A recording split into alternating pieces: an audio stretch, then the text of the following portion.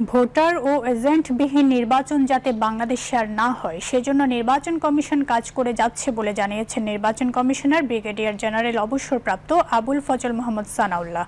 আজ রাজধানীর আগারগাঁওয়ে নির্বাচন ভবনে গণপ্রতিনিধিত্ব আদেশ আরপিও সংশোধনের খসড়া চূড়ান্ত করে সাংবাদিকদের ব্রিফিংকালে একথা জানান তিনি বলেন, গণপ্রতিনিধিত্ব আদেশের সংশোধনে আইন প্রয়োগকারী সংস্থার তালিকায় সশস্ত্র বাহিনী যুক্ত করা হয়েছে। এছাড়া প্রিজাইডিং অফিসারকে সব ক্ষমতা দেয়া হয়েছে কেন্দ্র বন্ধ বা চালু রাখার।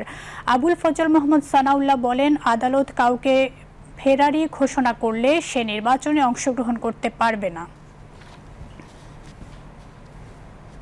আইন প্রয়োগকারী সংস্থা তার যে সংজ্ঞাটা ছিল সেই সংজ্ঞায় সেনা, নৌ এবং বিমান বাহিনীকে অ্যাড করা হয়েছে। আদালত কর্তৃক কাউকে যদি ফেরারি ঘোষণা করা হয় তারা নির্বাচনে অংশ নিতে পারবেন না। যারা প্রার্থী হতে চাইবেন তাদেরকে তাদের সেই সংশ্লিষ্ট কনস্টিটিউয়েন্সির কোনো শিক্ষা প্রতিষ্ঠানের গভর্নিং বডিতে থাকা যাবে না।